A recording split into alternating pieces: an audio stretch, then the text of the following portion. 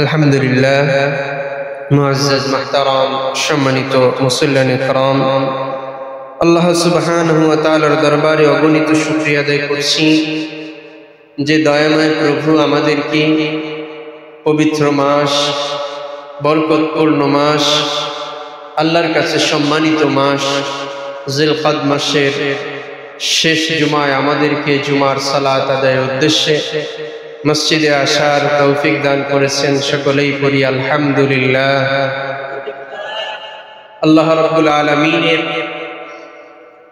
অতি বড় দয়া আমাদের উপরে, আমাদেরকে এত পরিমাণ নিয়ামতে ভরপুর করে রেখেছেন, আমাদেরকে প্রিয় বান্দা হিসেবে কবুল করেছেন, বড় সম্পদ আমাদেরকে ঈমান দিয়েছেন।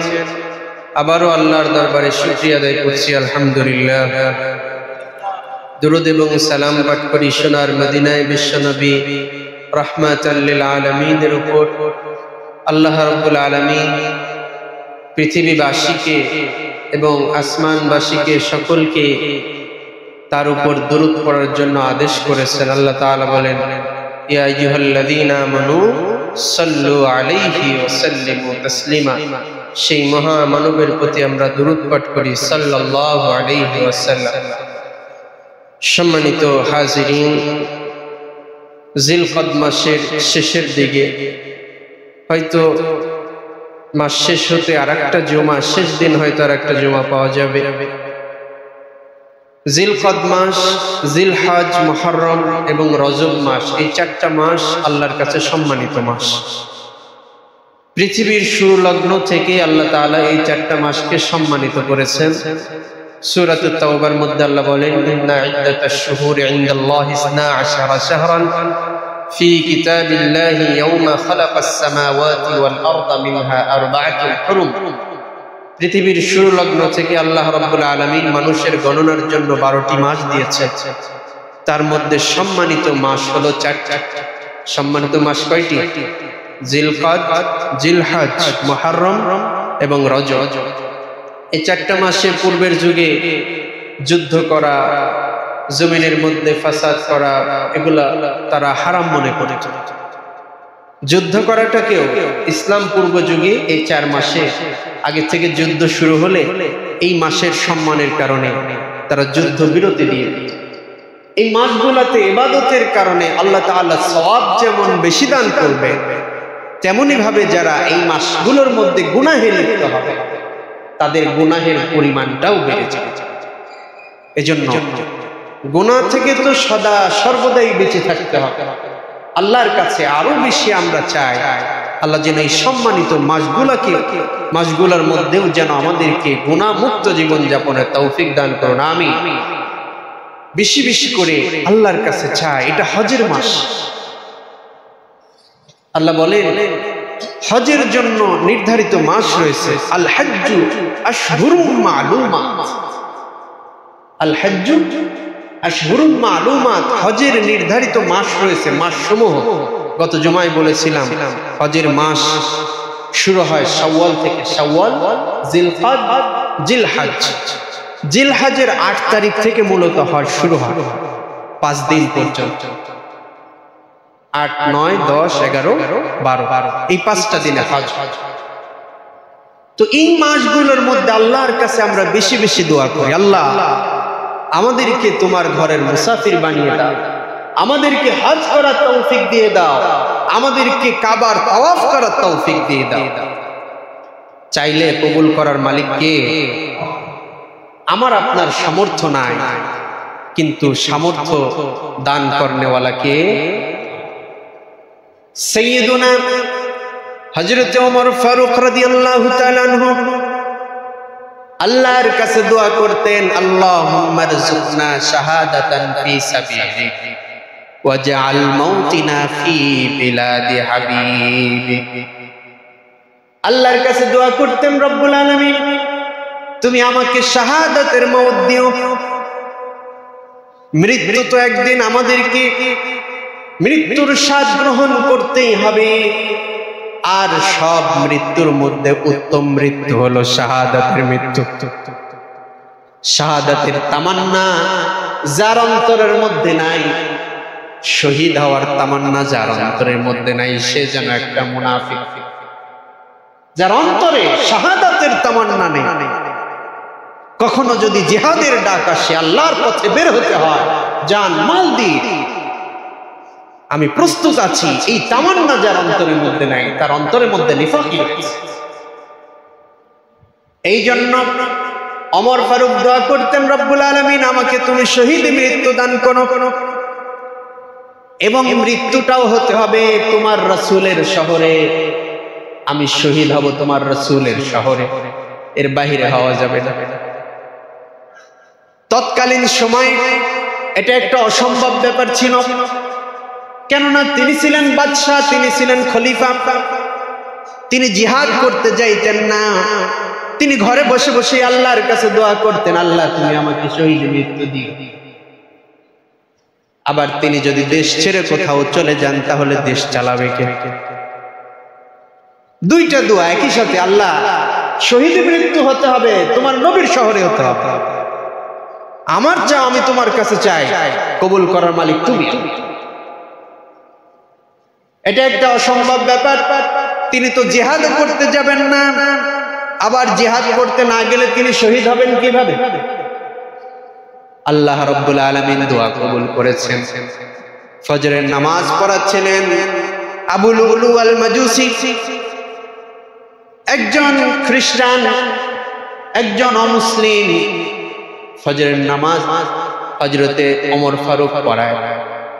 নামাজে যখন তিনি দ্বিতীয় রাকাতে অথবা প্রথম রাকাতের কিরাতের শেষের দিকে পিছন থেকে আবু লুলু আল মাজুসি সে খঞ্জর বানাইতে পারত, খঞ্জর দিয়ে ওমর ফারুকের পেটের মধ্যে এমন আঘাত করেছে, ওমর ফারুক রাদিয়াল্লাহু তাআলা আনহু আর নামাজ শেষ করতে পারে নাই, তিনি অজ্ঞান হয়ে পড়ে গিয়েছেন।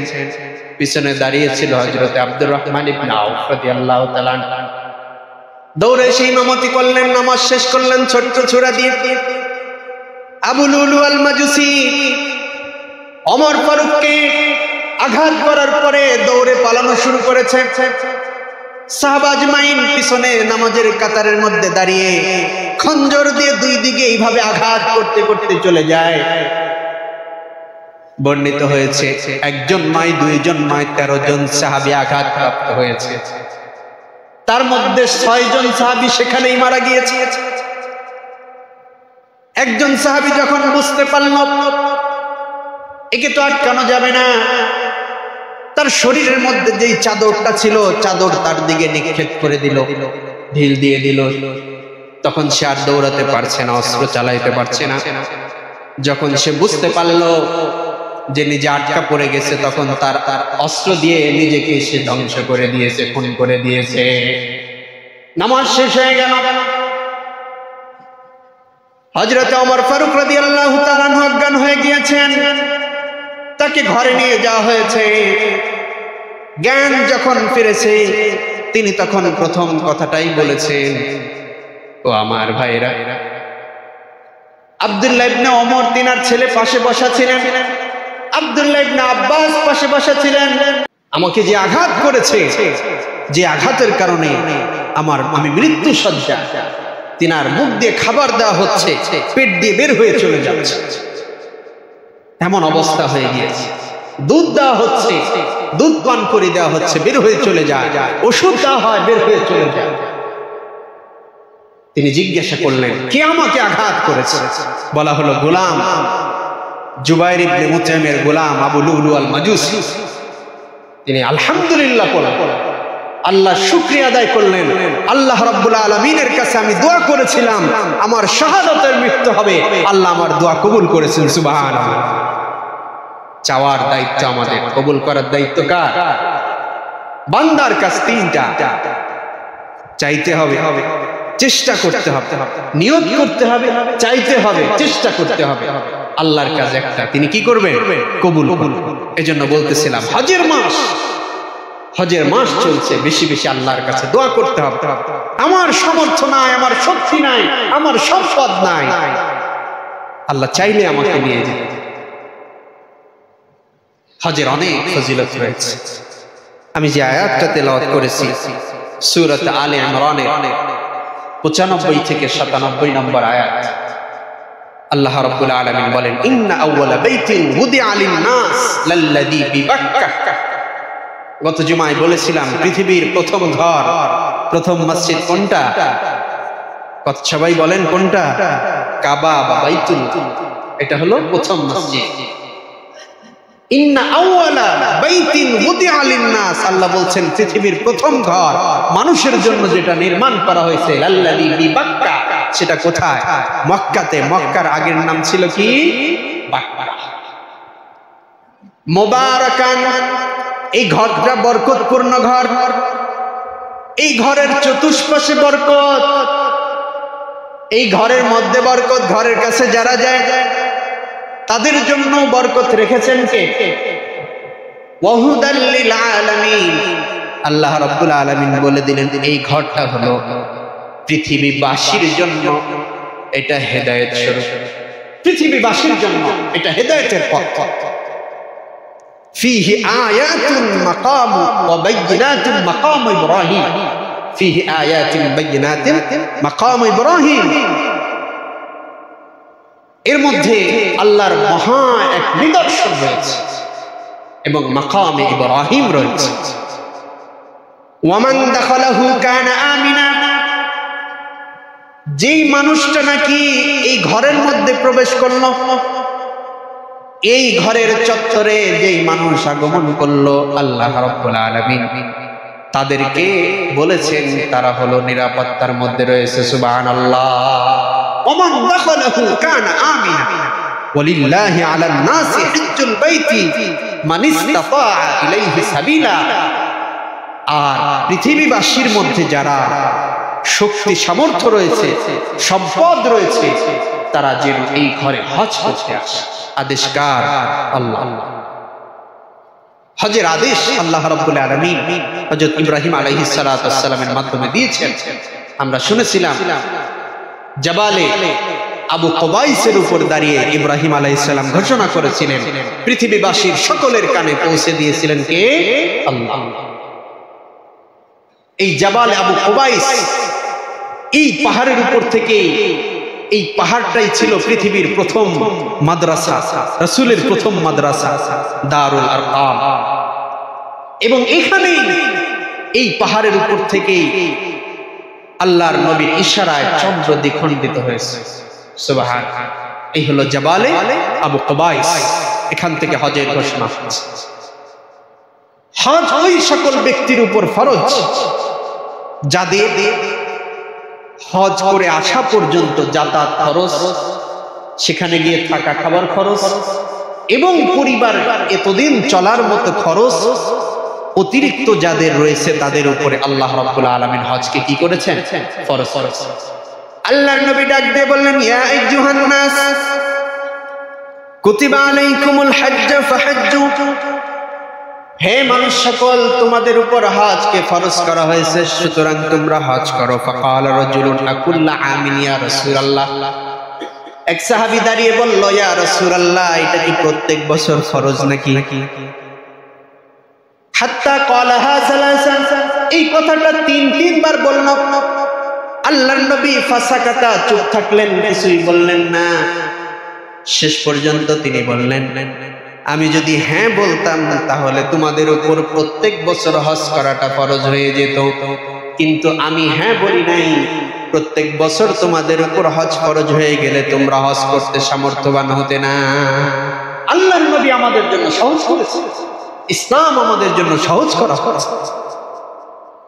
হজ যখন ফরজ হয়ে যায়, আল্লাহ নবী বলেছেন, মান আরাদাল হজ্জা ফালইয়াতাআজ্জিল, যার উপর যে ইচ্ছা করে হজ করার জন্য, হজ যার উপর ফরজ করা হয়েছে, সেজন্য দ্রুত আদায় করে।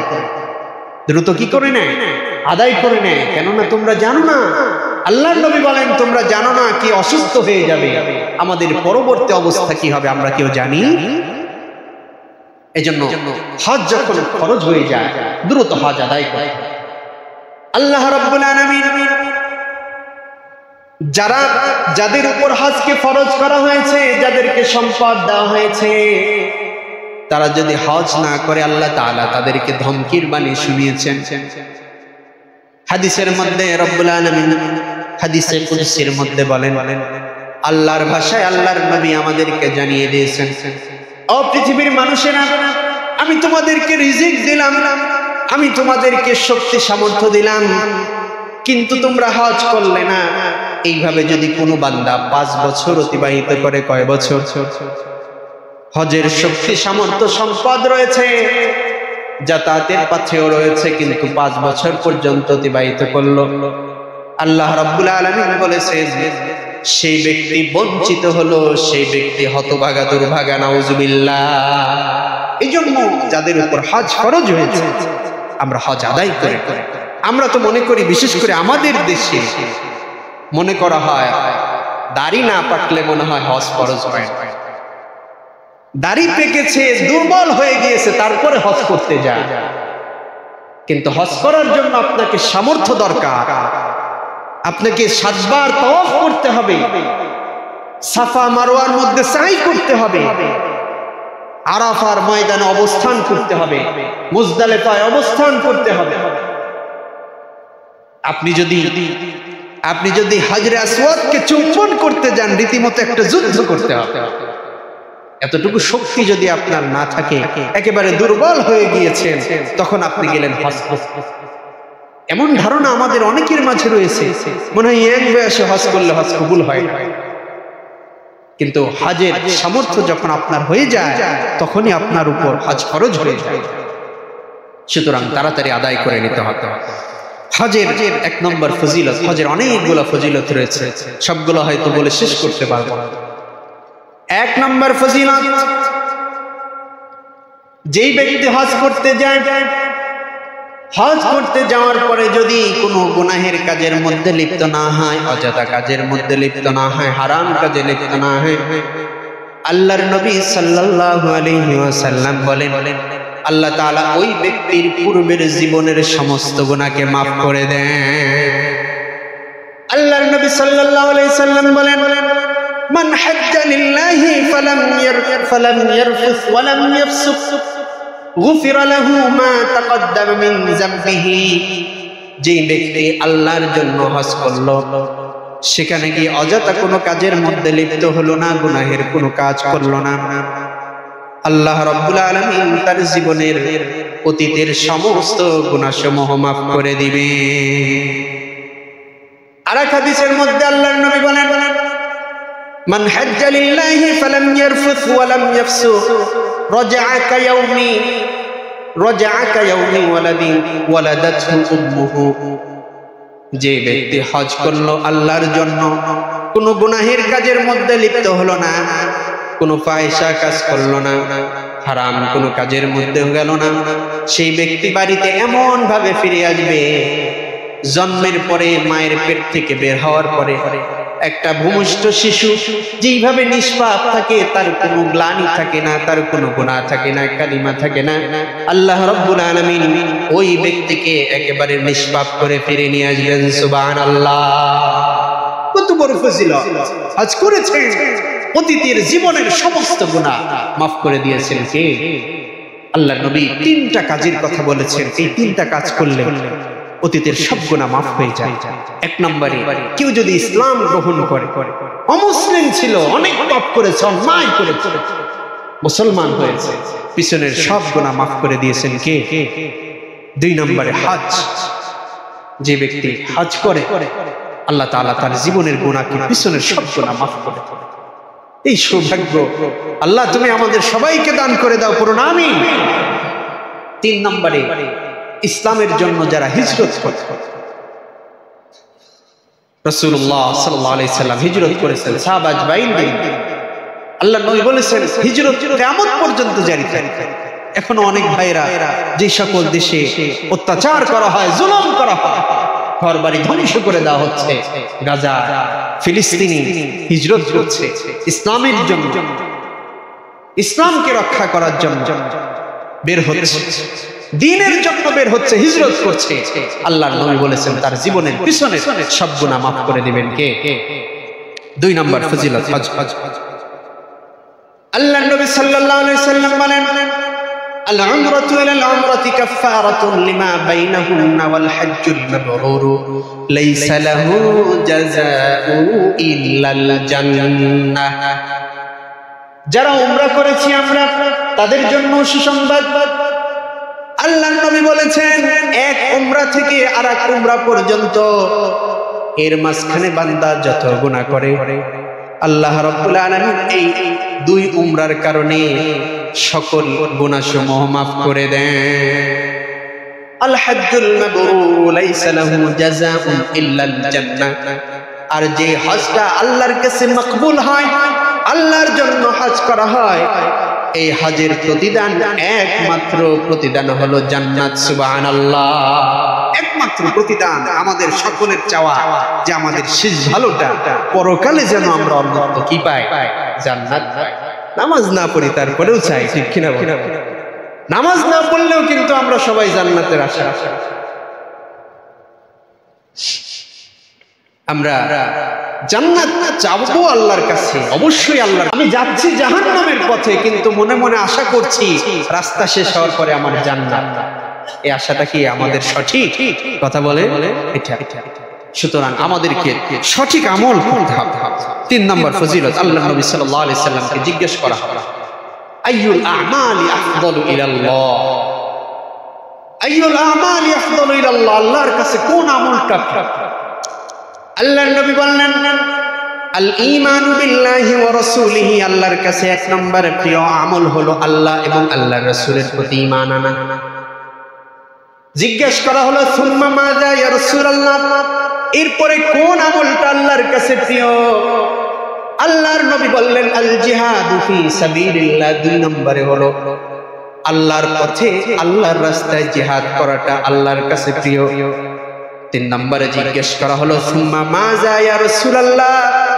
এরপরে কোন আমলটা আল্লাহর কাছে প্রিয় আল্লাহর নবী সাল্লাল্লাহু আলাইহি ওয়াসাল্লাম বললেন আল হজ্জ 3 নম্বরে আল্লাহর কাছে প্রিয় কাজ হলো হজ আল্লাহর কাছে প্রিয় অন্যতম ভালোবাসা সুন্দর কাজ হলো হজ আমাদেরকে হজের নিয়ত করতে হবে 4 নম্বর ফজিলত যারা দুর্বল অসুস্থ রোগী বৃদ্ধ বয়স্ক মহিলা নারী তাদের জন্য হজ করাটাই হলো জিহাদ করার সমতুল্য সুবহানাল্লাহ হযরত আয়েশা সিদ্দিকা রাদিয়াল্লাহু তাআলা আনহা আল্লাহর নবীকে জিজ্ঞাসা করলেন ইয়া রাসূলুল্লাহ ইয়া হাবিবাল্লাহ জিহাদের এত ফজিলতের কথা আপনি বর্ণনা করেন যারা মুজাহিদ তাদের জন্য এত সওয়াব এত নেকি রয়েছে আমরা তো নারী আমরা তো মহিলা আমরা তো জিহাদ করতে যাইতে পারি না আপনি যদি আমাদেরকে অনুমতি দিতেন আমরাও সেই সৌভাগ্য লাভ করতাম আল্লাহর নবী সাল্লাল্লাহু আলাইহি ওয়াসাল্লাম বললেন আয়েশা রে তোমাদেরকে যুদ্ধের ময়দানে যেতে হবে না তোমরা যদি হজ করতে যাও বাইতুল্লাহর তাওয়াফ করতে যাও উমরা করতে যাও আল্লাহ রাব্বুল আলামিন তোমাদের আমলনামায়ে জিহাদের পরিমাণ সওয়াব দান করে দিবে যারা বৃদ্ধ যেতে পারছে না জিহাদে যারা যেতে পারে না শিশু যারা দুর্বল হয়ে গিয়েছে নারীরা তাদের জন্য হজটাই হলো জিহাদের মতো সওয়াব 5 নম্বরে হজ যারা করতে যায় উমরা যারা করতে যায় তাদের দোয়া কবুল করেন কে আল্লাহ তাদেরকে বলা হয়েছে আল্লাহর প্রতিনিধি তাদেরকে আল্লাহর প্রতিনিধি দল বলা হয়েছে হযরত জাবের রাদিয়াল্লাহু তাআলা আনহু থেকে বর্ণিত আল্লাহর নবী সাল্লাল্লাহু আলাইহি ওয়াসাল্লাম বলেন আল হুজ্জাজু ওয়াল উম্মারু ওয়াফদুল্লাহি তাআলা হজকারী এবং উমরাকারী হলো আল্লাহ রাব্বুল আলামিনের পক্ষ থেকে প্রতিনিধি দল কার প্রতিনিধি দল আল্লাহর প্রতিনিধি দল এটা কোনো দেশের প্রতিনিধি নয় একটা দেশের প্রতিনিধি দল যদি আরেক দেশে আসে তাতে অনেক সম্মান করা হয় আর রব্বুল আলামিনের প্রতিনিধি দল আল্লাহর মেহমান তারা আল্লাহর ঘরের মেহমান তারা যুয়ুফুল্লাহ আল্লাহর ঘরের মেহমান হাদিসে আল্লাহর নবী সাল্লাল্লাহু আলাইহি সাল্লাম বলেন ইন দাউহু আজাবাহুম ওয়া ইন ইস্তাগফারুহু গফারা লাহুম যদি তারা আল্লাহর কাছে দোয়া করেন দোয়া কবুল করবে কে তারা যদি আল্লাহর কাছে ক্ষমা প্রার্থনা করে আল্লাহ রাব্বুল আলামিন তাদেরকে ক্ষমা করে দেন। সুবহানাল্লাহ ওয়া বিহামদিহি। ইবনে হিব্বানের সহিহ ইবনে হিব্বানের এক হাদিসের মধ্যে তিন শ্রেণীকে আল্লাহর প্রতিনিধি দল বলা হয়েছে। এক নম্বরে হলো আল গাজী, যারা জিহাদ করতে যায় আল্লাহর রাস্তায়, তাদেরকে বলা হয় আল্লাহর প্রতিনিধি দল। যারা উমরা করতে যায়, যারা হজ করতে যায়, এই তিন শ্রেণী হলো আল্লাহর প্রতিনিধি দল। 6 নম্বরে যারা হজ করতে যায় তাদের দোয়া তো আল্লাহ কবুল করেনি, ওই হাজী সাহেবগণ যাদের জন্য দোয়া করেন তাদের জন্য দোয়া কবুল করেন কে?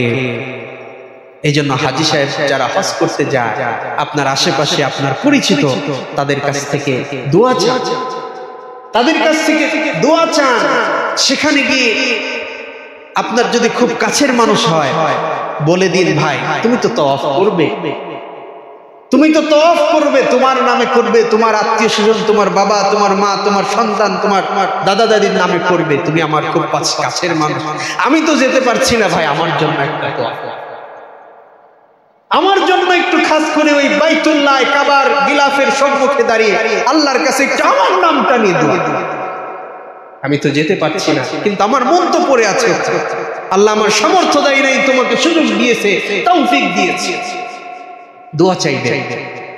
আমরা দোয়া চাইতে অনেক সময় লজ্জা বোধ, দোয়া চাইতে হবে, তাদের কাছে দোয়া চান। আল্লাহ নবী সাল্লাল্লাহু আলাইহি ওয়াসাল্লাম বলেছেন ইয়াগফিরুল্লাহু লিল হাজ্জি ওয়া লিমান ইস্তাগফিরা লাহু লিল হজ, আল্লাহ তাদের দোয়া কবুল করেন যারা হজ করতে যায়, এবং হাজী সাহেবগণ যাদের জন্য দোয়া করেন, ক্ষমা প্রার্থনা করেন, আল্লাহ রাব্বুল আলামিন তাদেরকেও ক্ষমা করে দেন। সুবহানাল্লাহ। 7 নম্বরে হজ এবং উমরার জন্য যে সকল টাকা পয়সা খরচ করা হয়, এখন তো টাকা পয়সা অনেক বেশি প্রয়োজন হয়, আমরা তো এর দাম অনেক বাড়িয়ে দিয়েছি, আমরা তো হজের সময় আসলে ডাকাত হয়ে যাই, শুধু হজের সময় নয়, আমাদের দেশের মানুষের অভ্যাসই এটা, রমজান মাস আসলে আমরা জিনিসের দাম বাড়িয়ে দিই। সাহাবা আজমাইন চিন্তা করতো কিভাবে আরো দাম কমিয়ে দিয়ে সব বেশি নেওয়া যায়, মুসলমানেরা চিন্তা করতো কিভাবে দাম কমিয়ে দেওয়া যায়, আর আমরা চিন্তা করি কিভাবে দাম বাড়িয়ে দিয়ে আরেকটু বেশি লাভ করা যায়, এটা যেন আমাদের একটা ব্যবসার সিজন। অন্য মাসে সৌদি আরবে যাতায়াত খরচ ধরেন 60,000 টাকা বিমান ভাড়া, কিন্তু যখনই হজ চলে আসে তখন 1,90,000 হয়ে যায়। কত বড় ডাকাত আমরা, কত বড় ডাকাত হয়ে গিয়েছি, হজকে আমরা কঠিন করে দিচ্ছি, হজের মতো ফরজ ইবাদতকে কঠিন করা হচ্ছে। খুব বেশি সময় নয়, আজ থেকে 5 বছর আগে মনে হয় 3 থেকে 3.5 লাখ টাকা হলে হয়ে যায়, সেটা এখন ডাবল হয়ে 6 লাখ 7 লাখ, আরো বাড়তেই আছে। আল্লাহর নবী সাল্লাল্লাহু আলাইহি সাল্লাম বলেন আন-নাফাকাতু ফিল হজ্জি কান-নাফাকাতি ফি সাবিলিল্লাহি বি700 দিরফিন, হজ করার জন্য যেই টাকা পয়সাগুলো খরচ করা হবে, এই খরচ করার কারণে আল্লাহ রাব্বুল আলামিন প্রতি টাকার বিনিময়ে 700 গুণ পর্যন্ত সওয়াব বৃদ্ধি করে দিবেন। সুবহানাল্লাহ। 2 নম্বর আর এক হাদিসের মধ্যে আল্লাহর নবী সাল্লাল্লাহু আলাইহি ওয়াসাল্লাম বলেন যে ব্যক্তি হজ করার জন্য বের হয়েছে, যে বাহনের উপরে চড়ে বের হলো, এই বাহনের কদম যখন মাটিতে পড়লো, এক একটা কদম, হাদিসের মধ্যে উটের কথা এসেছে, এখন তো বিমানে জাহাজের মধ্যে করে হজে যাওয়া হয়, আমরা কদমের পরিবর্তে একটা করে জায়গা বা স্থান বা দূরত্বকে আমরা নির্ণয় করতে পারি। আল্লাহর নবী বলেন যে বাহনের উপর করে হজ করতে যায় হাজী সাহেবগণ, ওই বাহনের কদমটা যখন এক কদম মাটির মধ্যে পড়ে, আল্লাহ রাব্বুল আলামিন ওই হাজী সাহেবের জীবনের থেকে একটা গুনাহকে মুছে দেন। সুবহানাল্লাহ। আরেকটা কদমে, প্রতিটা কদমে একটা করে গুনাহ মাফ করে দেন, একটা করে নেকি দান করে দেন। আর আল্লাহ রাব্বুল আলামিন 3 নম্বরে ওই এক একটা কদমের বিনিময়ে ওই হাজী সাহেবের মর্যাদা এক এক গুণ করে বাড়িয়ে দেন। সুবহানাল্লাহ। আল্লাহর নবী বলেছেন আল্লাহর রাস্তায় খরচ করা, জিহাদের জন্য খরচ করা আর হজের জন্য খরচ করা সমান। সুবহানাল্লাহ। হজের 8 নম্বর ফজিলত, হজ করতে গিয়ে যদি কেউ মারা যায়, হজ করতে গিয়ে যদি কেউ মারা যায়, আল্লাহ রাব্বুল আলামিন তাকে শহীদের মর্যাদা দান করে দেন। সুবহানাল্লাহ।